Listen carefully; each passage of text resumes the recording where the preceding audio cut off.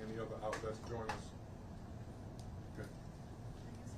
Well, appreciate everybody's patience. Good afternoon again. Thanks for your time this afternoon for our press conference on Hurricane Ian recovery updates. My name is Michael Hart. I'm the FEMA Media Branch Chief. Just a few notes and ground rules before we get started. We'll have with you today FEMA Assistant Administrator for Response and Recovery, Ms. Ann Bink.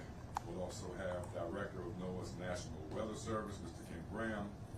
We'll have the Army Corps of Engineers, Major General Butch Graham. He's their Deputy Commanding General for Civil and Emergency Operations. We've also got U.S. Coast Guard Vice Admiral Peter Collier. He's the Deputy Commandant for Operations. And we have Health and Human Services Assistant Secretary for Preparedness and Response, Ms. Donna O'Connell.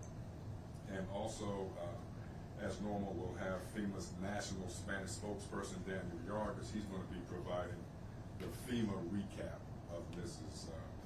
Bink's comments today. After updates from Ms. Bink and panel members, you will have about an hour to ask questions pertaining to our response efforts and updates with one follow-up question if necessary. Please identify yourself as usual with your outlet and your outlet when asking questions. And as always, you can contact the FEMA News Desk at our address, FEMA-news-desk@fema.dhs.gov for any questions that may not be answered during today's briefing. As a reminder, we will forward you a link to VROL that will be more than sufficient to use with any of your reporting. And also, as you can see, we ask that you, we have the ASL interpreter with us today. We ask that you keep him in your camera shots throughout the briefing. We'll begin our news conference here shortly. Thank you.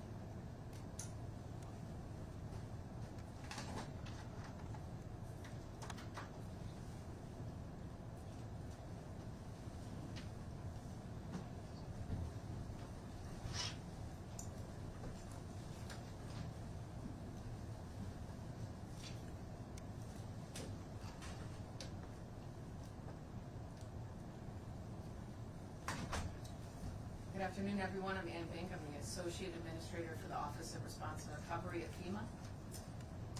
Thank you for joining us here today and for your continued attention to Florida, as well as South Carolina, and all the people impacted by Hurricane Ian. I also want to thank the dedicated leaders standing up with me here today. The partnerships across the federal family enable our effective response to this disaster and ensures Floridians and South Carolinians get the help they need during these unimaginably difficult times. Our hearts are with Floridians as they endeavor on this long and difficult recovery. And our resolve has never been stronger. Together, we will rebuild from this tragedy, and we will be there until the work is done. This morning, Administrator Criswell traveled to Florida to meet with Governor DeSantis to survey the damage and assess what other assistance may be necessary to support the needs of individuals as they recover. I would also like to echo Administrator Criswell's thanks for Governor DeSantis and Florida's Director of Emergency Management, Kevin Guthrie, for their leadership during this difficult time. Before I provide an informational update and an operational posture here at FEMA, I'd like to kick it over to the National Weather Service for Director Ken Graham's update. Yeah, I appreciate that introduction and that update. Got the latest information. I'm Ken Graham, Director of the Weather Service. First of all, I wanted to say just appreciate the relationship with FEMA, the Coast Guard, the Corps, National Guard. It's just when you in these disasters, we do come together as a family and we get these things done. Unfortunately, we come together too often in recent years. Wanted to give you the latest information on Hurricane Ian. I got the latest just a minute ago. It's just a brand new update. Still 85 miles per hour. It's right on the coast. Really getting pretty close to the coast of South Carolina. It was moving at north at 14, now at 15 miles an hour. It's continuing to get a little faster. So it's forward moving, it is getting faster, and that'll continue as we work our way inland. Now, it's just really important to realize it's not just that center point. It really is it's been a large storm. For most of its lifetime, hurricane force winds extend out 70 miles, and the latest I saw, tropical storm force winds about 275 miles out from the center. It's big. So it's not just the folks right around the center. There's quite a few communities that see some of these strong winds. I did want to say there's still remaining river flooding back in Florida, and some of that is just important that water doesn't drain very fast. So some of those rivers could stay at flood stage, and several locations actually record flood could be that way for days, even more than a week. So just something to think about with time. But we're not over yet. We're very close to the South Carolina coast. The impacts, winds, the rain bands have already started. There's already been some tornado warnings issued. That's usually on the right front quadrant is where you get 90% of your tornadoes. And so that's as far away as Hatteras, that's as far away as communities in North Carolina. So well away from that center. It's really important to think about that. Surge. Water is 90% of your fatalities in these tropical systems comes from water. That's why we spend so much time talking about the dangers of water. Isle of Palms to Little River Inlet, 4 to 7 feet of storm surge. Potential storm surge in some of those communities along the coast, 4 to 7 feet in those areas. And that's just not on the beach. That sneaks up rivers, that sneaks up canals, that could get inland as well. So really listen to those local officials and just be really careful in these situations. Not just there, look how far it goes away from the center. It's just incredible. It's just an important point that we got to make. Little River Inlet to Cape Fear, 3 to 5 feet of storm surge potential. Cape Fear to Duck, North Carolina, 2 to 4 feet. And when I say those numbers, that's inundation. That's above ground. That's water up your pant leg. And I say it almost every one of these media events. I'm 6'5", 6'6", so when I'm talking 7 feet of storm surge, you can see it right here. That's about a foot above my head. It's really important to think of it that way. Rain, inland rain, not just along the coast, but inland rain, 4 to 6 inches in some areas. Some places could get 12 inches of rain from what's left of Ian as we move inland. So that's huge. Charleston, Charlotte, Wilmington, Roanoke, Hatteras, any one of these areas could see significant rain. There's terrain here too. So it's not just ponding water, there's terrain in the Appalachians, the mountains. You can get flash flooding. So even well inland in some of these mountain communities, you can see that fast flowing water, and it could be incredibly dangerous. So, and the last reminder, those are the direct impacts. Just a strong reminder, the biggest reminder I could give here, it's just dangerous after the storm too. All right. So for communities watching, just you got to be careful getting outside. There's power lines down. There's debris. Just so dangerous to be on the roads. Don't drive your car where water covers the road. Half of those fatalities inland from the flooding, half of those come from driving automobiles into the water. Half of them come from cars. So you got to stay out of the water. And the last one is, generators have become readily available in these communities. I just can't urge this strong enough. Be careful with the generators. When the power's out, know how to use a generator, right? Don't keep them in the house. Don't put a generator in the house. Don't put it by an open window. Don't put it in your garage. It's got to be well away from your house. It's just a dangerous situation. And a lot of these hurricanes have seen more fatalities after the fact, especially with the generators, than we do from the direct fatalities. So it's something to remember as we go through this storm. So I appreciate everybody being here, this latest update on the hurricane.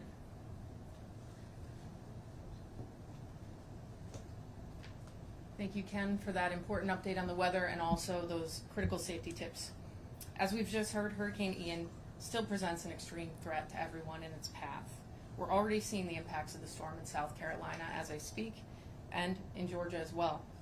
Now is the time for the residents impacted to execute their hurricane plans and closely monitor local media for forecast updates and also follow the directions made by local officials. That advice we get from the National Weather Service and the Hurricane Center is what drives those local official alerts. Please follow them. They will keep you safe. All the hazards that we've seen in Florida can impact those further up the coast, just as Ken mentioned. Strong wind, storm surge, flash flooding. Fortunately, the President approved Governor McMaster's request for an emergency declaration for South Carolina last night. This declaration authorizes FEMA to provide emergency protective measures, including direct federal assistance. We urge the residents of South Carolina and everyone in the path of the storm to remain vigilant. For Florida, as we continue to monitor the situation in South Carolina and the overall path of the storm, state and federal search and rescue operations remain underway in Florida.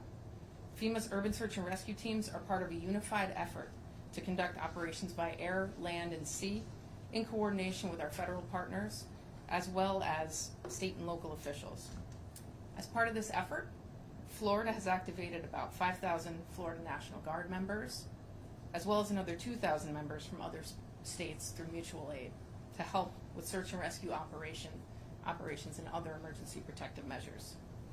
I'll let our Coast Guard colleagues provide an update on their search and rescue efforts as part of this unified command in a later brief. Homeland Security Secretary Mayorkas also activated the DHS Search Capacity Force yesterday. This is comprised of 7,500 members from other federal agencies who can augment our staffing patterns to help us address the response and recovery needs following storms. This will significantly enhance our efforts in Florida as well as up the eastern seaboard as the storm continues to move. Nearly 3,000 federal responders are working in Florida and across the southeast right now, including more than 1,600 FEMA staff that are deployed to support this mission in Florida. I'm immensely grateful to the more than 850 emergency management personnel from other states that have answered the call to help serve storm survivors and communities that need their help through mutual aid. Finally, I'd like to add that our Center for Faith-Based and Neighborhood Partnerships is coordinating closely with national non-governmental organizations such as the National Urban League, AARP, the Methodist Episcopal Church, and national voluntary organizations active in disasters to ensure FEMA and our federal partners have the best on-the-ground information from communities impacted.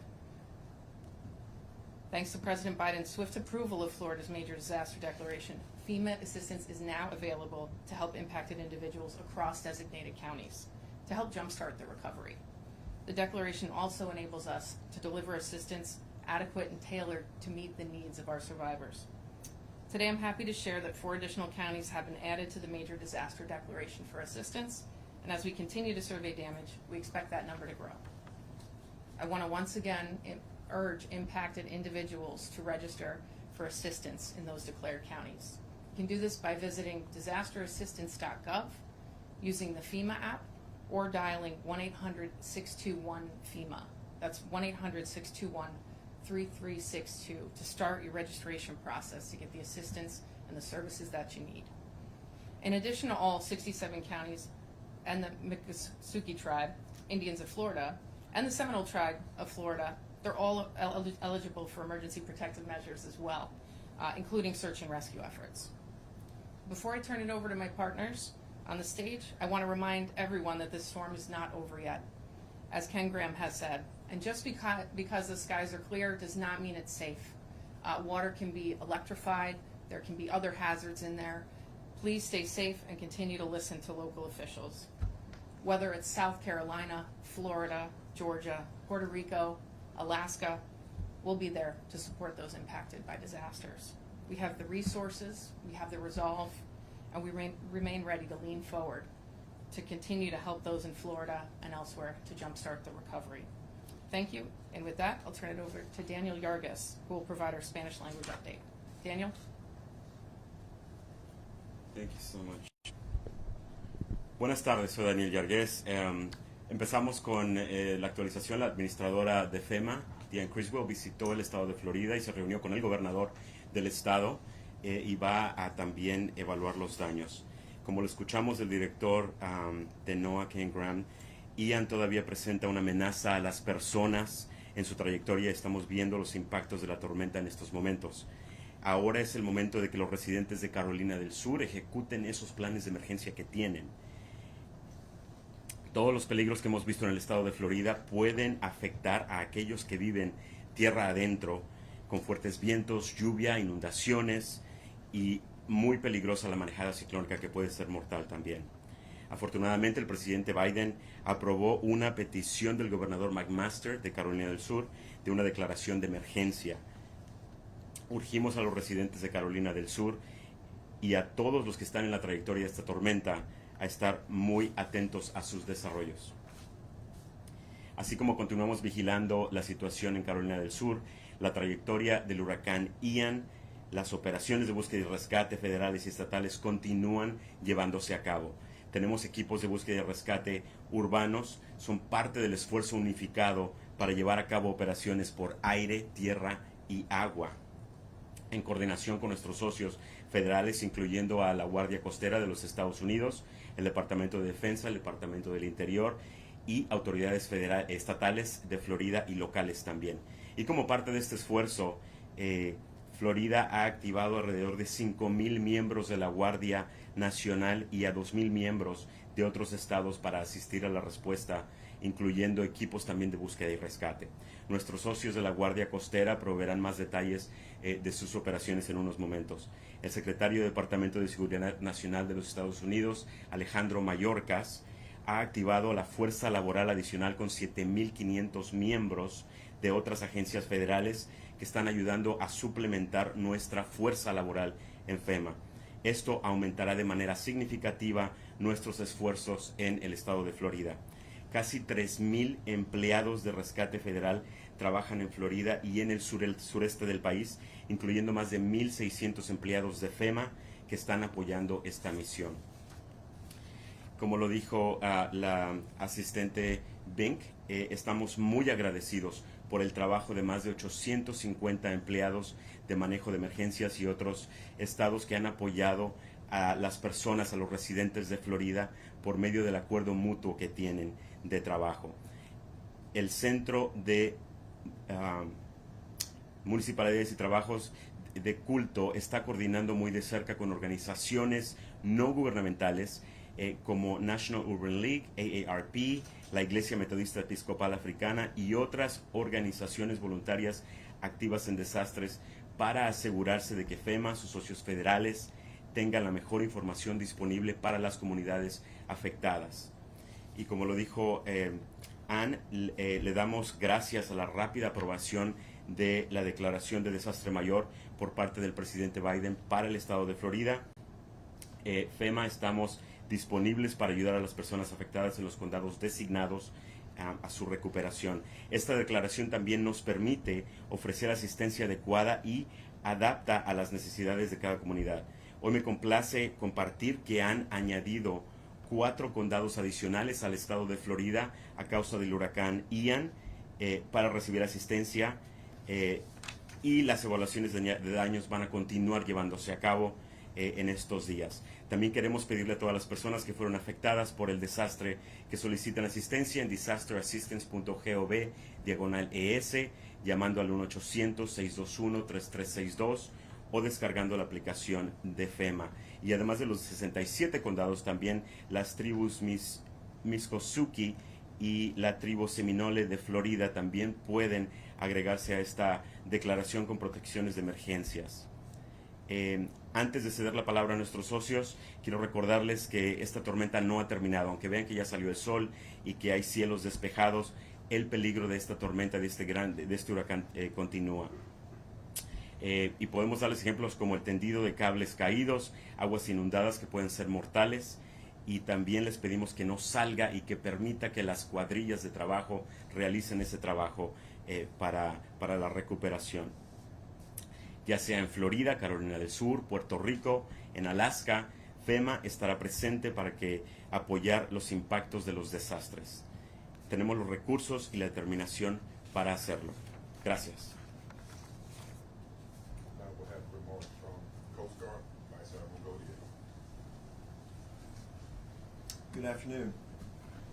Coast Guard responders continue round-the-clock operations with a primary purpose of saving lives. At heart, we're a humanitarian organization. That's what we're doing on the ground in Florida as we speak. We're doing this from the air, on the ground, and also from the sea. And since the storm made landfall yesterday, we've saved 117 lives, together with pets of the members that we've saved. Those operations are going to continue for as long as it takes to rescue everyone. This operation is happening with unity of effort and tight synchronization and organization with all the requisite federal, state, and local authorities. For example, the National Guard, FEMA, and then local responders that are responding in the air and on the ground. We've all seen the images that have come from the devastated areas. We've all heard the stories coming out of that. And Coast Guard men and women who are operating in Florida are doing so with great sympathy and great fellowship with those who have lost their businesses, may have lost their homes, and even may have lost loved ones. The Coast Guard also has a top priority to reestablish and reconstitute the maritime transportation system.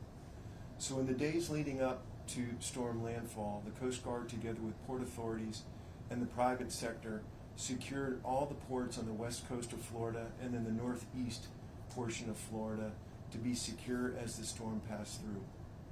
Now that the storm has passed, we're working as we speak with the Army Corps of Engineers and NOAA to do a rapid survey and assessment of those port areas so we can resume and reconstitute maritime transportation that's so incredibly crucial to trade and making sure that supplies make it into Florida.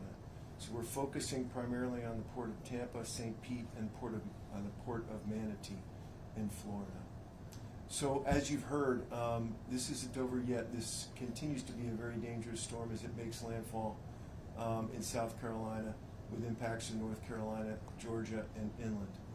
Just as the Coast Guard did to prepare for landfall in Florida, we've worked the past couple days leading up to storm landfall in those new areas to make sure that ports were secured and that Coast Guard aircraft, boats, and cutters moved out of harm's way, and that we staged ready to respond once the storm passed and it was safe to do so.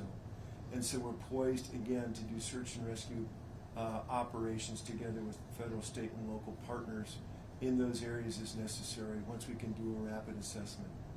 It goes without saying, but it bears repeating, that we encourage everyone in these newly impacted areas to heed the advice of their emergency response authorities for evacuation, safe haven, and for preparedness, so they can help manage their own safety and save their own lives in advance of the storm as it moves through. Thank you very much, and looking forward to your questions. Ms. McConnell, Health and Human Services. Thank you so much. I'm Dawn O'Connell, the Assistant Secretary for Preparedness and Response at HHS. And as part of this whole of government response that you're seeing up here, HHS's Administration for Strategic Preparedness and Response, or ASPR, which I lead, has deployed teams of medical responders and supplies to the region in support of our state and local partners. By the end of today, we will have more than 318 personnel deployed and available to respond in coordination with Fema and the impacted states. This includes personnel from the National Disaster Medical System, or NDMS, along with regional emergency coordinators, incident management teams, and logistical staff. Our teams are deployed in Georgia and in Miami, allowing us to be positioned to support any emerging medical needs in Florida and along the East Coast as Ian makes its second landfall in South Carolina.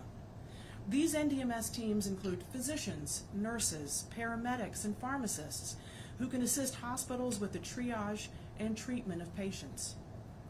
They can provide medical support for people found by urban search and rescue. They provide medical and public health support to those relocated to emergency shelters, including to shelters serving special needs populations. And they can provide pharmaceutical support and resupply for ambulance strike teams.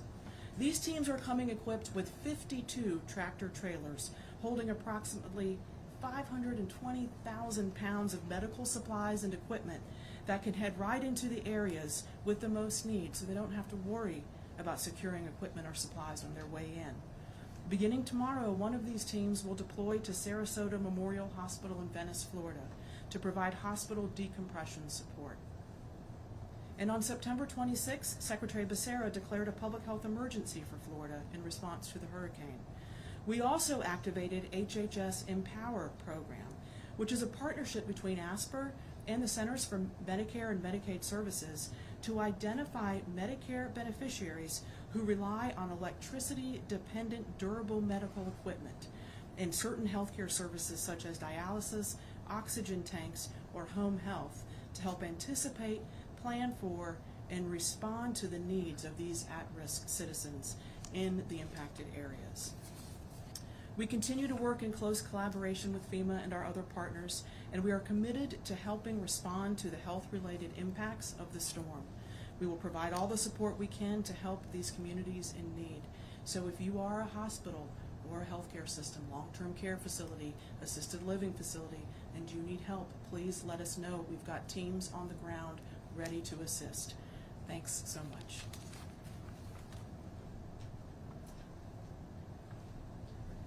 Major General.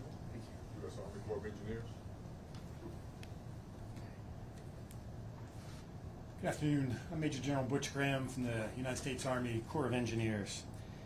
The Army Corps is well postured to support FEMA both in Puerto Rico, Florida, and South Carolina. We are certainly standing ready to provide public works and engineering support and also to coordinate long-term infrastructure recovery. Simply put, we are leaning forward. USACE has more than 50 specially trained response teams supported by pre-awarded emergency contracts that allow us to perform that wide range of public works and engineering related support. In Florida right now we have 600 professionals, that's Corps of Engineers, civilians, our military, and our contracting partners moving generators forward to assist the state of Florida to provide emergency power. We're assisting the state of Florida to provide assessment of the infrastructure. Many of you have seen the pictures on media that shows what's been damaged. We're providing backstop support. Currently, we're working on 9 hospitals, as well as helping Lee County determine where its water distribution system is currently leaking. And then finally, we've got great partnerships with our tribal partners down in Florida. We've been asked by the Miccosukee tribe to assist them on a canal that's currently flooding, and we've got engineers on site and pumps leading or moving to that location. And thank you for your time today. All right, thank you. With that, we'll take questions.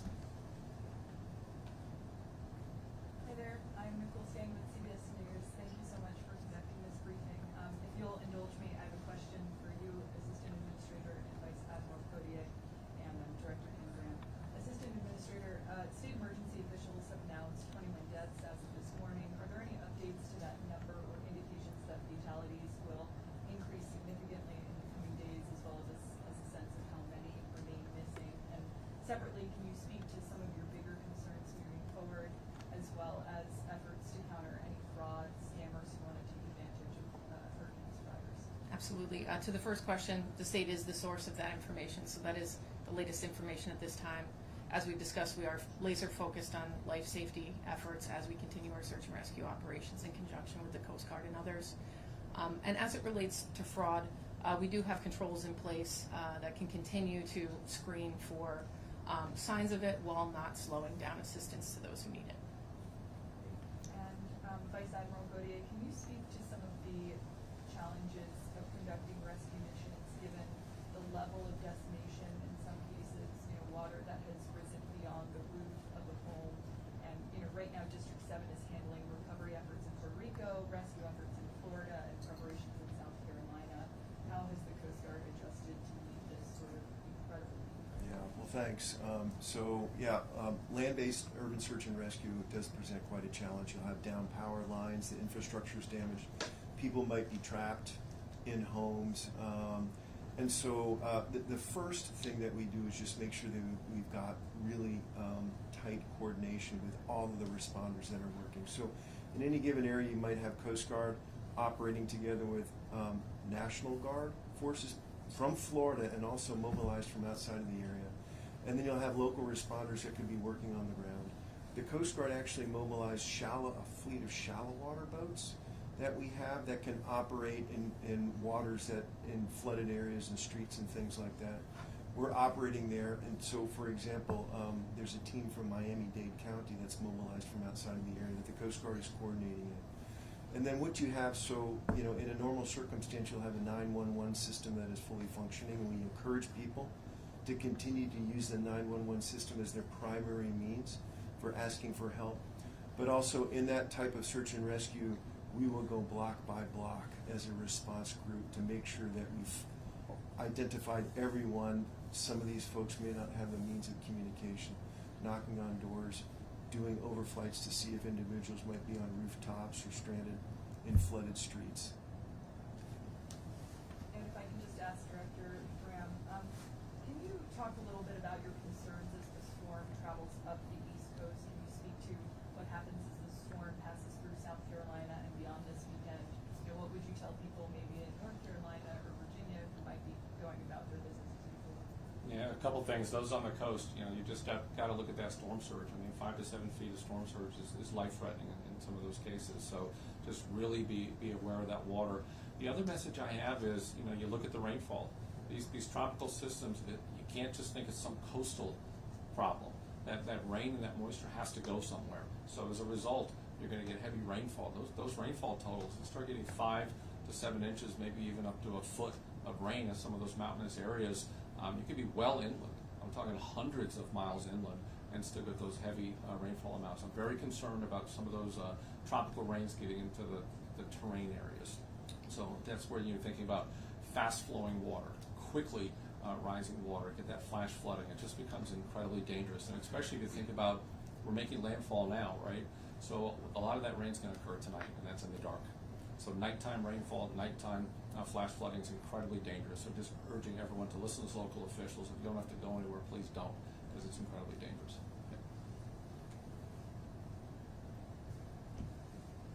Anyone else? Questions? All right. Thank you guys for your time. Thank you. That'll conclude today's conference.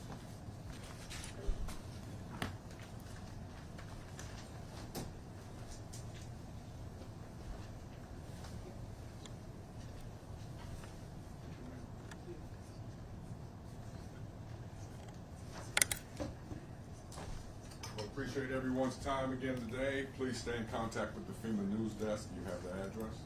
Thank All you, right. sir. Thank you, guys. Appreciate it. Thanks for calling. Have a good weekend.